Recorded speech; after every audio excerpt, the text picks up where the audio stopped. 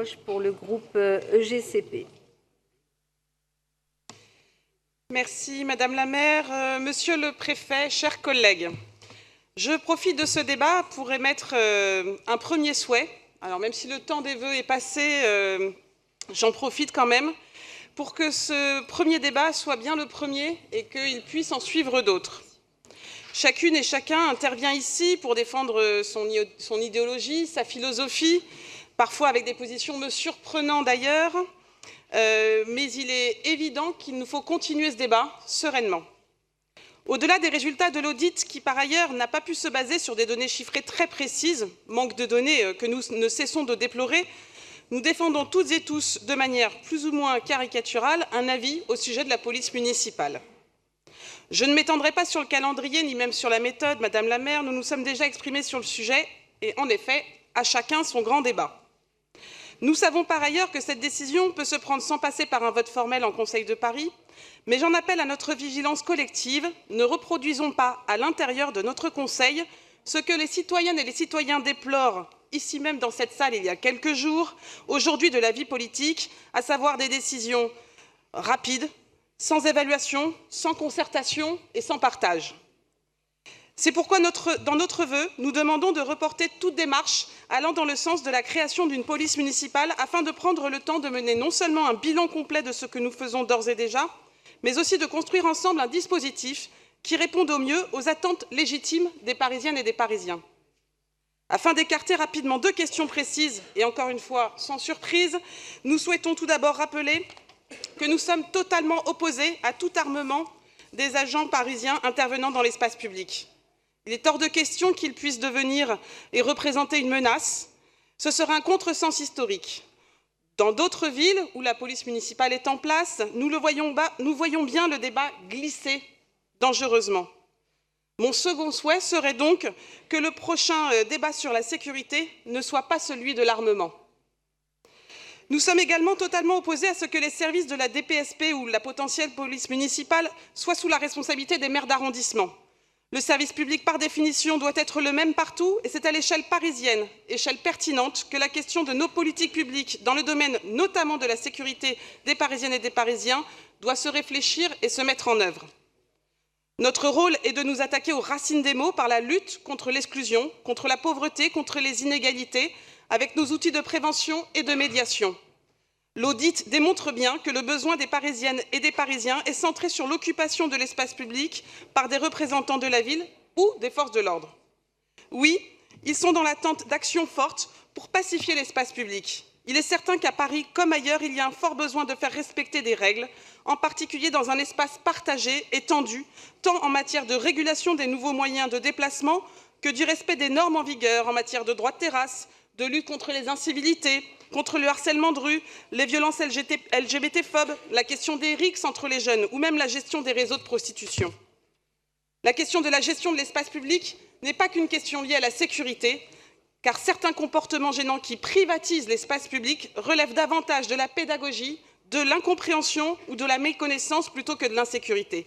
C'est donc une réponse plus large que celle de la sécurité qui se pose pour toutes et tous. Paris, ville particulière, concentre de nombreux enjeux. Notre capitale est en surchauffe, elle est surexploitée. Paris est une des villes les plus denses du monde, sans compter les touristes qui y passent. Dans ce contexte, la sécurité doit être garantie pour les habitantes et pour ses visiteurs à plusieurs niveaux. Pendant les attentats, sur la sécurité du quotidien, pendant les mouvements sociaux, au niveau des circulations, les sujets sont vastes, ils sont connus, complexes, parfois récurrents et surtout évolutifs. Et les moyens sont loin d'être à la hauteur des besoins. Par ailleurs, les situations ne sont pas les mêmes dans tous nos arrondissements et il en est de même dans les ressentis. Je vous renvoie pour cela au sondage publié jeudi dernier qui montre par exemple que les attentes de sécurité sont plus prégnantes dans les 15e, 16e et 17e arrondissements alors que nous savons bien que les besoins réels se font ailleurs.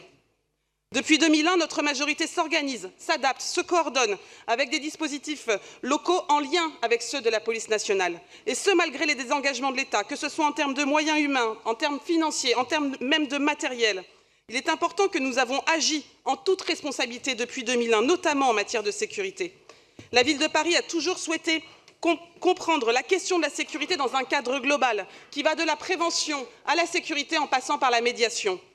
Nous n'avons pas à ce jour le recul nécessaire pour mesurer nos propres actions suite aux différentes modifications profondes qui se sont faites jour depuis 2 ans. Quel bilan faisons-nous des correspondants de nuit, des clubs de prévention, des différents outils qui nous permettent de faire respecter les règles liées à des occupations indues dans l'espace public? Et là, je pense à la propreté, aux terrasses, au stationnement, aux trottinettes.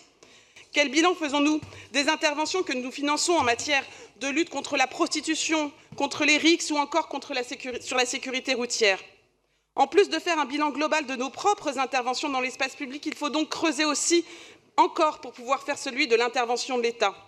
Notre groupe avait déposé un vœu en novembre 2018 demandant que la préfecture de police nous transmette les effectifs et leurs évolutions de la police nationale arrondissement par arrondissement, ce que nous n'avons toujours pas obtenu. C'est dire combien à ce jour le bilan est complexe à faire. Il n'est plus tolérable de voir nos commissariats d'arrondissement se vider. Il n'est plus tolérable qu'une femme ayant subi des violences doive attendre plus d'1 heure avant d'être reçue pour porter plainte. Il n'est plus tolérable d'attendre et de toujours attendre qu'une voiture de police puisse se déplacer alors qu'on les appelle pour une urgence. Donc, sans garantie écrite de l'État sur un renforcement des moyens nationaux actuels, nous ne pourrons nous engager auprès des Parisiens à ce que les questions de sécurité soient améliorées pour toutes et tous, police municipale ou pas. Comment l'État pourrait-il s'engager à minima à ne pas diminuer ses effectifs de police sur le territoire parisien alors que le secrétaire d'État auprès de la ministre de l'Action et des Comptes publics a rappelé encore il y a quelques jours l'objectif de supprimer 120 000 postes dans la fonction publique, dont 70 000 dans les collectivités territoriales d'ici à 2022. L'annonce de création de 200 postes par vous, Madame la maire, pour le renforcement de l'actuel DPSP et peut-être de la future police municipale est-elle bien mesurée vu le contexte ? Je ne fais pas partie de celles et de ceux qui martèlent qu'il est nécessaire de diminuer le service public. Bien au contraire, je défends une vision plus large du service public. Il faut le renforcer, le coordonner, le clarifier. Mais lorsque, budget après budget, ici même, on constate des réductions dans la prévention spécialisée, des non-remplacements de départ à la retraite, qu'on constate que nos services sociaux sont déjà en tension, vous avouerez que notre questionnement peut être grand. Et la question budgétaire est loin d'être un sujet annexe. Donc oui, les Parisiennes et les Parisiens attendent de nous que nous remplissions nos missions correctement et ils attendent que la police nationale fasse de même. Les Parisiennes et les Parisiens attendent de nous que nous clarifions le rôle et les responsabilités de chacun. S'ils ne font pas la distinction, eux, dans leurs exigences de réponse en matière de sécurité, évidemment, c'est normal. Mais nous devons être en permanence dans la pédagogie. Et je le répète, de notre côté, avec des moyens réduits, et avec des moyens constants, et du côté de la police nationale, avec des moyens réduits, cela sera compliqué. Nous vous proposons donc un horizon radicalement différent, et à la place de choisir la simplicité par la répression, nous vous proposons de travailler à différents niveaux sur différents sujets. Nous n'envisageons pas la question de l'espace public en dehors d'un cadre global, y intégrant certes la sécurité, mais la propreté, la voirie, la sécurité routière, la prévention, la médiation. C'est l'objet central du vœu que nous vous proposons d'adopter. Peut-être pouvons-nous déjà réfléchir à une modification de la dénomination de nos agents en charge notamment de la sécurité, appelés effectivement aujourd'hui DPSP, afin de trouver un qualificatif qui puisse être partagé, connu et qui soit parlant au plus grand nombre. À cela, nous vous proposons de les appeler agents de la tranquillité publique. Et comme cela semble prévu par vous, Madame la maire, en effet, de n'avoir qu'une seule direction, permettant aux Parisiens de n'avoir qu'un seul interlocuteur. Peut-être pouvons-nous réfléchir à une réelle politique en matière de gestion des procès-verbaux en augmentant très sensiblement leur montant, notamment en cas de récidive. Peut-être pourrions-nous largement communiquer sur les compétences et l'organisation de chacun sur les territoires parisiens, car si aujourd'hui un grand nombre d'entre nous, même dans cet hémicycle, ne sait pas comment fonctionnent les services de sécurité, c'est aussi parce qu'ils ont beaucoup évolué ces dernières années. Peut-être pouvons-nous réfléchir à ce que notre propre organisation interne soit améliorée, renforcée, clarifiée. Les Parisiennes et les Parisiens ne devraient avoir qu'une seule porte d'entrée en matière de gestion des victimes, par exemple. Peut-être pourrions-nous avoir régulièrement des chiffres clés, réels, à jour, arrondissement par arrondissement. Malgré nos demandes récurrentes, nous n'avons plus depuis de nombreuses années de chiffres sur les effectifs de la police nationale et sur leurs évolutions. Peut-être pourrions-nous organiser avec d'autres collectivités locales une réelle interpellation de l'État pour faire entendre la voix de celles et ceux qui pensent qu'une police de proximité relevant de l'État mais coordonnée au plus près des maires pourrait vraiment être la solution aux légitimes attentes en matière de prévention. Peut-être pourrions-nous avant tout rappeler que même si la sécurité n'est pas un tabou pour les militants de la transformation sociale que nous sommes, nous pensons aussi qu'il faut agir en amont et que, là encore, cela demande aux collectivités des moyens qui sont aujourd'hui gravement remis en cause. La sécurité est un droit partout, c'est pourquoi nous continuerons à nous mobiliser pour qu'elle relève des missions de l'État. La police municipale est un palliatif à un État qui se désengage sur de trop nombreux sujets, de la santé à la justice, en passant donc par la police. C'est pourquoi nous restons opposés à sa création, mais souhaitons pouvoir travailler à ce que le service public municipal, qui gère le quotidien des Parisiennes et des Parisiens dans l'espace public, soit le meilleur possible. Je vous remercie. Merci beaucoup, Madame.